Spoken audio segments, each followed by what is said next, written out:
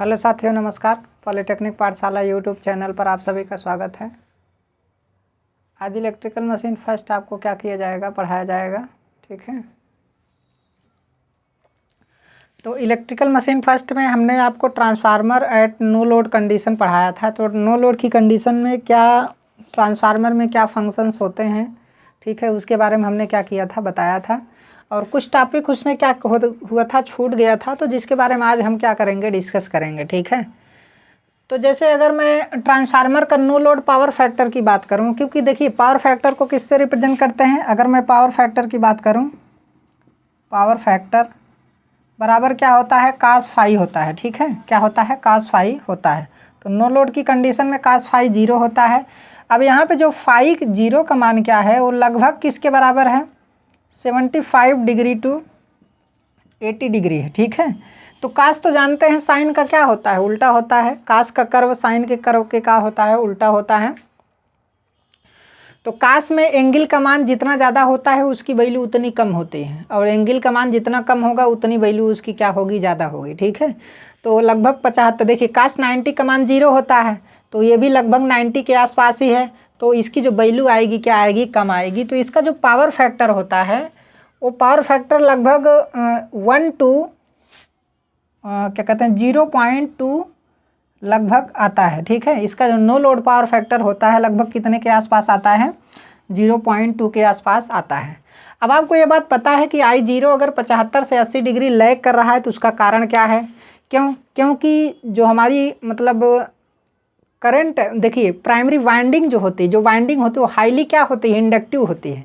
Highly inductive क्यों होती है, क्योंकि हाई परमेबिलिटी का कोर यूज किया गया है। परमेबिलिटी हाई होने से क्या होता है, इंडक्टेंस हाई हो जाता है। ठीक है, तो इस वजह से जो है हाई इंडक्टिव होने की वजह से क्या होता है कि हमारी ये जो करंट होती है वो लगभग 90 डिग्री के आसपास क्या करती है, लैग करती है, और उस एंगल का मान है 75 टू 80 डिग्री। ठीक है, तो ये चीज़ आपको क्या करना है, ध्यान देना है। तो इसका पावर फैक्टर लगभग ये किसी किसी किताब में दिया गया है कि 1 से ले करके 1 कर रहे हैं 0.1 से ले करके 0.3 तक होता है। किसी किसी किताब में अलग अलग बुकों में दिया गया है। तो 0.1 से लेकर के 0.3 दिया गया है। तो आप इसको भी लिख सकते हैं, कोई दिक्कत की बात नहीं है, अलग अलग बुकों में दिया गया है। तो यहाँ पर क्या है, ये चीज़ आपको क्या करना है, ध्यान देना है। तो यहाँ पर ये लिखा गया है कि ट्रांसफार्मर का no load power factor very low होता है। नो लोड की कंडीशन में उसका पावर फैक्टर क्या होता है, बहुत ही लो होता है। समझ में आया। देखिए जो पावर फैक्टर होता है ना वो लोड पे डिपेंड करता है। तो अभी तो हम लोड दिए नहीं है, तो नो लोड की कंडीशन में क्या होगा, हमारा जो है पावर फैक्टर बहुत कम होगा। अगर आइडियल केस की बात करें तो पावर फैक्टर हमारा क्या हो जाएगा, 0 हो जाएगा। अगर मैं आइडियल केस की बात करूं तो पावर फैक्टर हमारा क्या हो जाएगा, नो लोड की कंडीशन में 0 हो जाएगा। ठीक है, तो अब यहाँ पे क्या है, ध्यान से देखिए। तो लगभग तो कास फाई 0 बराबर लगभग 0.2 होता है, क्योंकि फाई 0 का मान 75 डिग्री टू क्या होता है, 80 डिग्री होता है। ठीक है, ट्रांसफार्मर में no load current full load current का 2% से 5% होता है। देखिए ट्रांसफार्मर में क्या है, नो लोड करंट का मान बहुत ही कम होता है, जबकि 3 फेज इंडक्शन मोटर में जो है, एक आप लोग पढ़ेंगे 3 फेज इंडक्शन मोटर, उसमें जो नो लोड करंट होती है वो 30 से 40% ऑफ फुल लोड करंट होती है। कारण क्या है कि वहाँ पर रोटर और स्टेटर के बीच में एयर गैप ज़्यादा होता है, लेकिन यहाँ पे ट्रांसफार्मर में किसी प्रकार का कोई भी एयर गैप नहीं होता है। इस वजह से यहाँ पे मैग्नेटाइजिंग करंट जो है नो लोड कंडीशन में बहुत ही कम होती है। यहाँ पर नो लोड कंडीशन में मैग्नेटाइजिंग करंट क्या होती है, बहुत कम होती है। ठीक है, तो इस चीज़ को आपको क्या करना है, ध्यान देना है।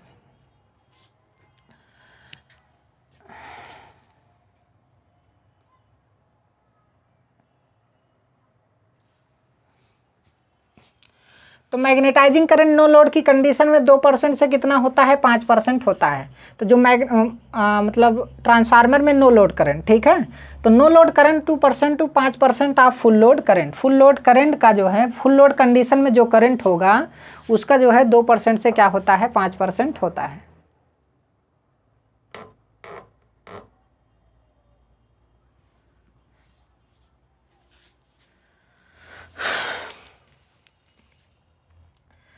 तो अब ये देखिए एक होता है आई डब्ल्यू करंट, जो हमारी आई डब्ल्यू करंट होती है, आपको पता है कि आई जीरो के कितने कंपोनेंट होंगे, आई जीरो के 2 कंपोनेंट होंगे, एक आई म्यू और एक क्या होता है आई डब्ल्यू। हमने उसके बारे में अच्छे तरीके से बताया है कि किसका क्या नाम है। तो जो हमारा ये वर्किंग कंपोनेंट है, इसे वर्किंग कंपोनेंट के नाम से भी जानते हैं। तो आई डब्ल्यू करंट जो है 1% to 2% होती है। बाकी जो भी परसेंटेज होता है वो किसका होता है, मैग्नेटाइजिंग करंट का होता है। मैग्नेटाइजिंग करंट को किससे रिप्रेजेंट करते हैं, आई म्यू से क्या करते हैं, रिप्रेजेंट करते हैं। आई डब्ल्यू का मान बहुत ही कम होता है, आई डब्ल्यू का मान क्या होता है, बहुत ही कम होता है। तो जनरली जो होता है I mu is greater than क्या होता है, आई डब्ल्यू। समझ में आया, आई म्यू का मान क्या होता है, ज़्यादा होता है। जनरली जो होता है ट्रांसफार्मर में आई म्यू का मान क्या होता है, ज़्यादा होता है, किससे, आई डब्ल्यू से। ठीक है, अब यहाँ पे क्या है, इसलिए रिएक्टिव पावर देखिए, अगर मैग्नेटाइजिंग करंट के द्वारा क्या डेवलप होता है, रिएक्टिव पावर डेवलप होता है। कौन सा पावर होता है, रिएक्टिव पावर डेवलप होता है। तो अगर मैग्नेटाइजिंग करंट ज़्यादा है तो रिएक्टिव पावर भी हमारा रियल पावर से क्या होगा, ज़्यादा होगा। हमारा रियल पावर से क्या होगा, ज़्यादा होगा। भाई देखिए, जो मैग्नेटाइजिंग कंपोनेंट है आई म्यू बराबर क्या होता है, आई जीरो साइन फाई जीरो। और वर्किंग कंपोनेंट जो आई डब्ल्यू है, आई जीरो कास फाई जीरो। समझ में आया, आई जीरो और क्या होता है, कास फाई जीरो। अब देखिए मैग्नेटाइजिंग करंट ज़्यादा क्यों होता है, आपको यहाँ पर ध्यान देना पड़ेगा। अभी हमने बताया कि यहाँ पर देखिए जो हमारी मैग्नेटाइजिंग करंट है आई म्यू का मान ज़्यादा क्यों होता है, कारण क्या है, क्योंकि यहाँ पर साइन फाई जीरो है। तो यहाँ पर एंगल का मान 75 टू क्या है, 80 डिग्री। तो 75 टू 80 डिग्री के केस में जो है साइन फाई का मान बहुत ज़्यादा होगा, किसकी अपेक्षा, कास फाई जीरो की अपेक्षा। समझ में आया। तो कास फाई जीरो का मान हम अगर यहाँ से निकालेंगे, देखिए साइन फाई जीरो का मान, साइन 75 का मान निकालेंगे, यहाँ पे कास 75 का मान निकालेंगे, तो साइन 75 का मान ज़्यादा आता है और कास 75 का मान बहुत कम आता है।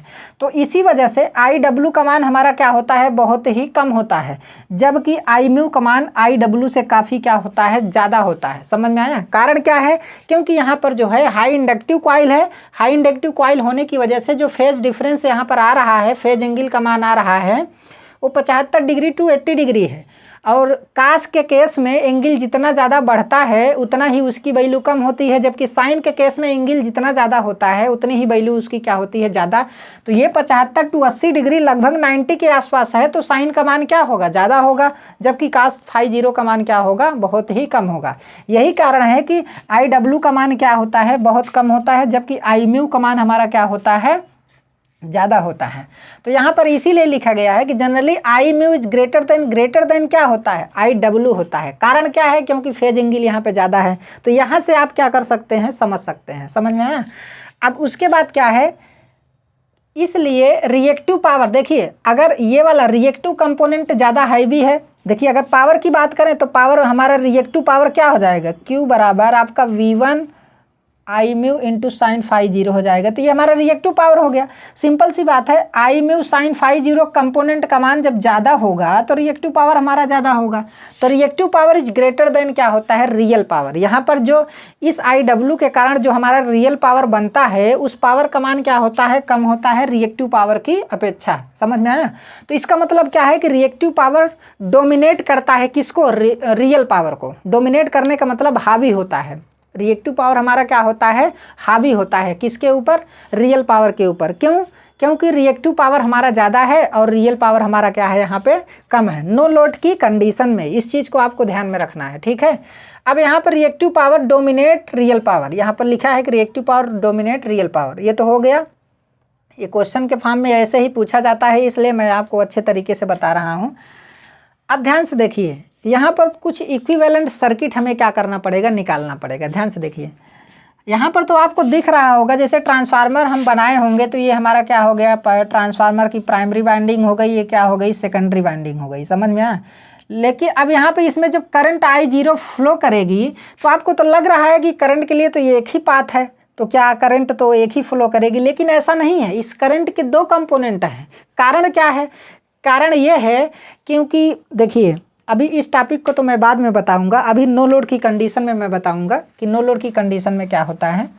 लेकिन यहाँ पर I0 कंपोनेंट के I0 के कितने कंपोनेंट बनेंगे, एक IW और एक क्या I म्यू। इसका मतलब है कि प्राइमरी वाइंडिंग में नो लोड की कंडीशन में दो करंट फ्लो कर रही है, तो इसका मतलब है कि ये दोनों दो करंट फ्लो कर रही है, तो इसका मतलब दो उसमें पैरेलल पाथ बनेगा। भाई पैरेलल होगा तभी तो दो करंट फ्लो कर सकती है, किसी एक सीरीज सर्किट में दो करंट कैसे फ्लो हो सकती है, समझ में आया। तो वहाँ पर क्या है, एक पैरेलल पाथ बनता है, तो एक पैरेलल पाथ बनेगा तो कैसे बनेगा उस चीज़ के बारे में हम यहाँ पे क्या करेंगे, डिस्कस करेंगे, ठीक है। देखिए ये तो हमारा ट्रांसफार्मर हो गया, ये वाला हमारा क्या हो गया, ट्रांसफार्मर हो गया। लेकिन नो लोड की कंडीशन में ध्यान से देखिए, नो लोड की कंडीशन में हमारा I0 करंट क्या करती है, फ्लो करती है। तो ये I0 करंट के कितने कंपोनेंट हैं, आपको पता है कि एक आपका IW है और एक आपका क्या है, I म्यू है कि नहीं। तो यहाँ पर देखिए अब IW इधर चली जाती है और I म्यू इधर चला जाता है, समझ में आया। I म्यू देखिए यहाँ पर I म्यू इधर चला आएगा, IW इधर चला जाएगा, क्यों, क्योंकि IW क्या है, कोर लॉस कंपोनेंट है। IW क्या है, कोर लॉस कंपोनेंट है। भाई कोर लॉस हो रहा है तो इसका मतलब है कि कोर का कुछ न कुछ जो रेजिस्टेंस होगा, भाई रेजिस्टेंस के कारण ही लॉसेस होता है। जो हमारा इलेक्ट्रिकल पावर लॉस होगा नो लोड की कंडीशन में यहाँ पे, वो किसके कारण होगा, रेजिस्टेंस के कारण ही होगा। तो कोर का कुछ न कुछ रेजिस्टेंस होता है, तो यहाँ पर RC एक रेजिस्टेंस दर्शाया गया है, और ये RC ये रिप्रेजेंट कर रहा है कि ये जो हमारा RC होता है एक कोर लॉस के लिए क्या होता है, रिस्पॉन्सिबल होता है। मतलब इसी के कारण कोर का क्या होता है, लॉस होता है, समझ में आया। तो अब जो कोर लॉस कंपोनेंट है, इसी देखिए IW को क्या बोलते हैं, कोर लॉस कंपोनेंट। IW को क्या बोलते हैं, कोर लॉस कंपोनेंट। तो IW करंट इस RC में आएगी, क्योंकि RC कोर लॉस के लिए क्या होता है, जिम्मेदार होता है, समझ में आया। अब I म्यू क्या है, I म्यू क्या है, यहाँ पर यक्सम क्या है, यक्सम क्या है, मैग्नेटाइजिंग रिएक्टेंस है। यक्सम को क्या बोलते हैं, मैग्नेटाइजिंग रिएक्टेंस, समझ में आया, मैग्नेटाइजिंग रिएक्टेंस। तो यहाँ पर I म्यू इस मैग्नेटाइजिंग रिएक्टेंस में से क्या करेगी, फ्लो करेगी, समझ में आया। यहाँ पर जो यक्सम होता है ये केवल मैग्नेटिक फ्लक्स के लिए जिम्मेदार होता है। यक्सम जो होता है ये मैग्नेटिक फ्लक्स के लिए जिम्मेदार होता है, मैग्नेटिक फ्लक्स के प्रोडक्शन के लिए जिम्मेदार होता है। लेकिन जो हमारा RC होता है ये कोर लॉस के लिए जिम्मेदार होता है। इसी RC के कारण ही कोर लॉस हो रहा है, समझ में आया। इसे हम कल्पना कर रहे हैं, इसलिए यहाँ पर दो अलग पैरेलल सर्किट बनेगा। किससे पता चला हमें, ये इस फेजर डायग्राम से पता चला, क्योंकि I0 के दो कंपोनेंट है ना। तो इसका मतलब है कि I0 के दो कंपोनेंट है, एक I म्यू है, एक IW है। तो इसका मतलब दो पाथ बनेंगे। तो दो पाथ कहाँ से बन रहे हैं, एक तो इधर जाएगा, एक इधर जाएगा। तो IW कंपोनेंट, भाई IW क्या है, कोर लॉस कंपोनेंट है। तो कोर लॉस किससे बनेगा, कोर का जो आपका मतलब कोर में जिस रेजिस्टेंस के कारण आपका ED करंट लॉस और हिस्टेरिसिस लॉस हो रहा है वो वाला रेजिस्टेंस होगा। और कोर के अंदर जो मैग्नेटिक फ्लक्स डेवलप हो रहा है उस मैग्नेटिक फ्लक्स के लिए यहाँ पर यक्सम जिम्मेदार है। यक्सम क्या है, मैग्नेटाइजिंग रिएक्टेंस है। मैग्नेटाइजिंग रिएक्टेंस मैग्नेटिक फ्लक्स को प्रोड्यूस करने के लिए क्या होता है, जिम्मेदार होता है, समझ में आया।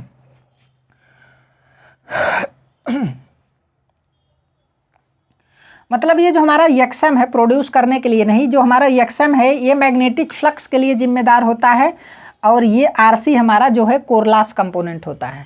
क्या होता है, कोर लॉस कंपोनेंट। तो कोर लॉस कंपोनेंट का मतलब ये कोर लॉस के लिए जिम्मेदार होता है। ये RC हमारा किसके लिए जिम्मेदार होता है, कोर लॉस के लिए। और यक्सम हमारा किसके लिए जिम्मेदार होता है, मैग्नेटिक फ्लक्स के लिए, ठीक है। तो अगर यक्सम नहीं रहेगा तो हमारा मैग्नेटिक फ्लक्स नहीं सेटअप होगा, RC नहीं रहेगा तो हमारा कोर लॉस नहीं होगा। इतना आपको समझ में चलना पड़ेगा। RC बराबर यहाँ पे क्या है, it is equivalent resistance which will represent equivalent core loss. मतलब ये क्या है, इक्विवेलेंट रेजिस्टेंस है जो ये रिप्रेजेंट कर रहा है कि ये कोर लॉस को क्या करेगा, रिप्रेजेंट करेगा, ठीक है। जो कोर लॉस को क्या करेगा, जो इक्विवेलेंट कोर लॉस को क्या करेगा, रिप्रेजेंट करेगा। यक्सम क्या है, a reactance which is represent responsible for magnetizing flux, मतलब मैग्नेटिक फ्लक्स। ये जो हमारा रिएक्टेंस है जिसे मैग्नेटाइजिंग रिएक्टेंस के नाम से हम क्या करते हैं, जानते हैं। ये रिस्पॉन्सिबल है किससे, मैग्नेटिक फ्लक्स से। मैग्नेटिक फ्लक्स के लिए क्या है, रिस्पॉन्सिबल है, ठीक है। अब ध्यान से देखिए, यहाँ पर ये करंट I1 डैश फ्लो कर रही है, तो I1 डैश करंट का मान इस समय 0 है। ये करंट तब फ्लो करती है जब ट्रांसफार्मर पे कोई लोड दिया जाता है, तो लेकिन ट्रांसफार्मर में तो अभी नो लोड कंडीशन है ना, तो नो लोड की कंडीशन में I1 डैश का मान क्या होता है, 0 होता है। लेकिन I0 करंट के दो कंपोनेंट, एक RC में जाएगा, एक XM में जाएगा, एक IW है, एक क्या है, Imu है, ठीक है। तो यहाँ पर दो करंट बन रहे हैं, इसलिए यहाँ पर दो पाथ बनाना हमारे लिए क्या है, जरूरी है। अब ध्यान से देखिए, अब यहाँ पर अप्लाइड वोल्टेज V1 दिया गया है ना, अब ये RC जो है इस V1 के किस में है, पैरेलल में है। अब ये XM भी V1 के किस में है, पैरेलल में है। तो यहाँ पर अगर IW का मान निकालेंगे तो IW बराबर VN अपान क्या हो जाएगा, RC हो जाएगा। अगर Imu का मान निकालेंगे तो V1 अपान क्या हो जाएगा, XM हो जाएगा। अगर कोर लॉस का मान निकालेंगे, किसका मान निकालेंगे, कोर लॉस, तो कोर लॉस का मान निकालेंगे तो इस कंडीशन में क्या होगा, PI बराबर V1 का स्क्वायर बटे क्या होगा, RC। आपको तो ये फार्मूला पढ़े ही होंगे भाई, P बराबर क्या होता है, V स्क्वायर बटे क्या होता है, R। ये तो पावर लॉस का फार्मूला होता है ना। तो यहाँ पर आयरन लॉस हो रहा है, ये RC किसके लिए जिम्मेदार है, आयरन लॉस के लिए। तो PI बराबर V1 का स्क्वायर बटे क्या हो जाएगा, यहाँ पर RC हो जाएगा। अब इसी को तो ऐसे भी लिख सकते हैं भाई, आपको पता है कि जो लॉसेस होता है वो I स्क्वायर R के फॉर्म में भी होता है। तो IW है, IW का स्क्वायर इंटू क्या हो जाएगा, RC हो जाएगा। तो इस तरीके से भी आयरन लॉस को आप क्या कर सकते हैं, रिप्रेजेंट कर सकते हैं, ठीक है। अब यहाँ पे ध्यान से देखिए, ये तो आयरन लॉस की बात की जाए, तो यहाँ पर अगर रिएक्टिव पावर की बात की जाए, किसकी बात की जाए, रिएक्टिव पावर की, ठीक है। तो यहाँ पर ये तो हमारा ट्रांसफार्मर है। अगर रिएक्टिव पावर की बात की जाए तो रिएक्टिव पावर Q बराबर क्या हो जाएगा बताइए। तो Q बराबर यहाँ पर क्या हो जाएगा आपका, V स्क्वायर V1 का स्क्वायर बटे क्या हो जाएगा, XM हो जाएगा। जैसे यहाँ पर आपने क्या निकाल लिया, V1 का स्क्वायर बटे RC, तो उसी प्रकार V1 का स्क्वायर बटे क्या हो जाएगा, XM हो जाएगा। तो ये हमारा क्या हो गया, रिएक्टिव पावर हो गया। रिएक्टिव पावर के कई सारे फार्मूले ऐसे क्या कर सकते हैं, निकल सकते हैं। तो नो लोड की कंडीशन में जो हमारा फार्मूला बन रहा है वही ये फार्मूला है, ठीक है। अब इतनी बात तो आपको समझ में आ गई होगी। अब ध्यान से देखिए, अब यहाँ पे अगर देखा जाए तो जो हमारा ये V1 वोल्टेज है ये IW के सीधे क्या है, समानुपाती है। अगर V1 का मान रेटेड होगा तो IW भी हमारा क्या होगा, रेटेड होगा। तो उस कंडीशन में रेटेड हमारा आयरन लॉस क्या होगा, मिलेगा। समझ में आया, रेटेड हमारा क्या होगा, आयरन लॉस मिलेगा। तो अब यहाँ पे क्या होगा, देखिए यहाँ पर लिखा है कि core loss depend upon rated applied voltage. जब रेटेड अप्लाइड वोल्टेज देंगे तभी रेटेड वर्किंग करंट का, नो लोड करंट का वर्किंग कंपोनेंट क्या करेगा, फ्लो करेगा, और उससे हमें रेटेड आयरन लॉस क्या होगा, मिलेगा। समझ में आया, मतलब जितना आयरन लॉस होना चाहिए, मतलब वैसे आयरन लॉस तो नहीं होना चाहिए, लेकिन फिर भी मटेरियल आइडियल नहीं होता है तो आयरन लॉस तो होगा ही। समझ में आया। तो उस रेटेड वोल्टेज पे जितना आयरन लॉस होता है उतना हमें क्या हो जाएगा, मिल जाएगा। लेकिन आयरन लॉस क्या है, वो एक प्रकार का कांस्टेंट है। आयरन लॉस कभी भी वेरिएबल नहीं होता है, और अगर लोड को चाहे आप कितना भी चेंज करें। समझ में आया। जो नो लोड की कंडीशन में आयरन लॉस हो रहा है वो जो है फुल लोड की कंडीशन में भी उतना ही लॉस होगा। अगर 800 वाट का आयरन लॉस हो रहा है नो लोड की कंडीशन में, तो फुल लोड कंडीशन में भी 800 वाट का ही आयरन लॉस होगा। तो अब यहाँ पे क्या है, ध्यान से देखिए। तो यहाँ से आप, ये हमारा रिएक्टिव पावर हो गया, ये क्या हो गया, रिएक्टिव पावर हो गया, और ये हमारा क्या हो गया, आयरन लॉस हो गया। ठीक है। तो आयरन लॉस को हम इस तरीके से क्या करते हैं, रिप्रेजेंट कर सकते हैं। इतना आपको ध्यान देना है कि यहाँ पर RC जो है कोर लॉस के लिए जिम्मेदार है, जबकि XM क्या है, मैग्नेटिक फ्लक्स के लिए जिम्मेदार है, जो कोर में क्या हो रहा है, सेटअप हो रहा है। देखिए Imu को अगर कम करना है, मैग्नेटाइजिंग करंट को अगर हमें क्या करना है, कम करना है। अगर मैग्नेटाइजिंग करंट को हमें कम करना है तो उस कंडीशन में हमें क्या करना पड़ेगा, हमें ऐसी कोर का यूज करना पड़ेगा जिसकी परमेबिलिटी क्या हो, हाई हो, जिसकी मतलब हाई परमेबिलिटी, लो हिस्टेरिसिस हो। मटेरियल लो हिस्टेरिसिस का होना चाहिए और हाई उसकी क्या होनी चाहिए, परमेबिलिटी होनी चाहिए। तो अगर हाई परमेबिलिटी जो है, हाई परमेबिलिटी का कोर हम यूज करेंगे तो उस कंडीशन में जो है हमारा Imu मैग्नेटाइजिंग करंट हमारा क्या हो जाएगा, कम हो जाएगा। क्योंकि जब परमेबिलिटी हाई होगी तो आइडियल कंडीशन में आप सुने हैं कि मैग्नेटाइजिंग करंट का मान क्या हो जाता है, 0 हो जाता है। परमेबिलिटी अगर इनफाइनाइट हो जाए तो मैग्नेटाइजिंग करंट का मान क्या हो जाता है, 0 हो जाता है। उसी प्रकार यहाँ पर जब परमेबिलिटी हाई होगी तो मैग्नेटाइजिंग करंट क्या होगा, बहुत ही कम होगा। तो मैग्नेटाइजिंग करंट को कम करने के लिए हम हाई परमेबिलिटी का कोर यूज करते हैं। किसका यूज करते हैं? हाई परमेबिलिटी का कोर यूज करते हैं, जैसे सिलिकॉन स्टील हो गया, फिर उसके बाद क्या हो गया, CRGO हो गया, ये सब हाई परमेबिलिटी के कोर हैं। तो इसका हम यूज करेंगे तो क्या हो जाता है, इससे हमारा मैग्नेटाइजिंग करंट क्या हो जाएगा, कम हो जाएगा। देखिए मैग्नेटाइजिंग करंट कम से कम होना चाहिए, IW और I हमारा म्यू क्या होना चाहिए, कम से कम होना चाहिए। अगर ये जितना कम से कम होगा उतना ही पावर फैक्टर हमारा क्या करेगा, इम्प्रूव करेगा। ठीक है, अब कैसे जो है पावर फैक्टर इम्प्रूव करेगा इसके बारे में अभी आगे हम डिस्कस करेंगे, लेकिन अभी पहले इसको देख लेते हैं। अब यहाँ पे देखिए, लेकिन अब जो IW है यहाँ पर, तो आई म्यू के बारे में हमने डिस्कस कर लिए भाई। आई म्यू को कम करने के लिए हाई परमेबिलिटी लो हिस्टेरेसिस का कोर यूज होना चाहिए, लेकिन IW को कम करने के लिए हम क्या करेंगे, सिंपल सी बात है। IW किसके लिए जिम्मेदार है, कोर लॉस के लिए जिम्मेदार है। IW के कारण ही कोर लॉस हो रहा है, समझ में आया। तो अब यहाँ पर जो हमारा IW है वो कोर लॉस के लिए जिम्मेदार है, तो इसका मतलब हम ऐसी कोर का यूज करें जिसमें कोर लॉस क्या हो, कम हो। तो सबसे पहला नाम कोर लॉस में कौन कौन सा लॉस आता है, ईडी करंट लॉस और हिस्टेरेसिस लॉस, समझ में आया। ईडी करंट लॉस अगर कम करना है तो हम क्या करेंगे, सिलिकॉन स्टील लेमिनेशन या CRGO का लेमिनेशन हम क्या करेंगे, यूज करेंगे। मतलब क्या है, कोर को हम पतली पतली पत्तियों से बनाएंगे तो ईडी करंट लॉस हमारा क्या हो जाएगा, कम हो जाएगा। जब ईडी करंट लॉस कम होगा तो इसका मतलब है कि IW को हम क्या कर सकते हैं, कम कर सकते हैं। दूसरा क्या है, हिस्टेरेसिस लॉस भी कम होना चाहिए। तो हिस्टेरेसिस लॉस को कम करने के लिए हम सिलिकॉन स्टील लेमिनेशन यूज करते हैं। सिलिकॉन मिला देने से हिस्टेरेसिस गुणांक क्या हो जाता है, कम हो जाता है, समझ में आया। हिस्टेरेसिस गुणांक कम हो जाता है और जिसकी वजह से हमारा हिस्टेरेसिस लॉस क्या हो जाता है, कम हो जाता है। तो हिस्टेरेसिस लॉस भी क्या हो जाएगा, कम हो जाएगा। तो हमें क्या करना है, सिलिकॉन स्टील लेमिनेशन या CRGO, अगर हम CRGO का लेमिनेशन यूज करेंगे तो ईडी करंट लॉस और हिस्टेरेसिस लॉस जो है दोनों हमारे क्या हो जाएंगे, कम हो जाएंगे। ठीक है, दूसरी क्या है, कोर को सिलिकॉन स्टील लेमिनेशन से क्या किया जाए, बनाया जाए। दूसरी बात क्या है कि जो हमारी कोर होती है ना, वो बहुत ही ज़्यादा बड़े फ्लक्स डेंसिटी की नहीं होनी चाहिए, क्योंकि मैक्सिमम फ्लक्स डेंसिटी का मान जितना ज़्यादा होगा उतना ही ज़्यादा क्या होगा, कोर लॉस होगा। तो उसकी भी एक क्या होनी चाहिए, लिमिट होनी चाहिए। हालांकि फ्लक्स डेंसिटी का मान बहुत ज़्यादा बढ़ जाने से क्या होता है कि साइज़ तो कम हो जाता है, लेकिन यहाँ पर यह भी ध्यान देना है कि हमें आउटपुट क्या चाहिए, ज़्यादा चाहिए। तो अगर बहुत ज़्यादा बढ़ा देंगे तो उस कंडीशन में ईडी करंट लॉस और हिस्टेरेसिस लॉस क्या होने लगेगा, ज़्यादा होने लगेगा। इसलिए बहुत ही लिमिटेड फ्लक्स डेंसिटी का जो है हमारा कोर होना चाहिए। ठीक है, बहुत ही ज़्यादा नहीं होना चाहिए। तो ये चीज़ आपको क्या करना है, ध्यान रखना है। तो इस कंडीशन में IW के मान को हम क्या कर सकते हैं, कम कर सकते हैं। ठीक है, अब यहाँ पर ध्यान से देखिए, ये हमारा क्या हो गया, ये तो फेजर डायग्राम है भाई। यहाँ पे आई म्यू है, ये हमारा क्या है, IW है। ये हमारा वर्टिकल कंपोनेंट है और ये क्या है, हॉरिजॉन्टल कंपोनेंट है। तो यहाँ पर क्या हो गया, ओ सॉरी, ये हमारा क्या है, हॉरिजॉन्टल कंपोनेंट है और ये हमारा क्या है, वर्टिकल कंपोनेंट है। ये वाला हमारा क्या है, तो ये और I0 का मान अगर निकालेंगे तो ये हमारा लंब हो जाएगा और ये हमारा क्या हो जाएगा, कर्ण हो जाएगा। और ये लंब हो जाएगा और ये क्या हो जाएगा, आधार हो जाएगा। और ये हमारा क्या है, कर्ण है। ठीक है, तो I0 बराबर अंडर रूट में IW का स्क्वायर प्लस क्या हो जाएगा, I म्यू का स्क्वायर। अब IW और I म्यू का मान आप यहाँ पे क्या कर सकते हैं, रख सकते हैं। तो I0 का मान V1 इंटू अंडर रूट में इतना आ जाएगा। हालांकि इतना कैलकुलेशन करने की ज़रूरत नहीं थी, लेकिन ये चीज़ हमें बताना क्या था, ज़रूरी था। ठीक है, तो आपको पता चल ही गया होगा कि जो RC होता है वो कोर लॉस कंपोनेंट, RC किसके लिए रिस्पांसिबल होता है, कोर लॉस के लिए, और XM किसके लिए रिस्पांसिबल होता है, आपका मैग्नेटिक फ्लक्स के लिए। समझ में आया।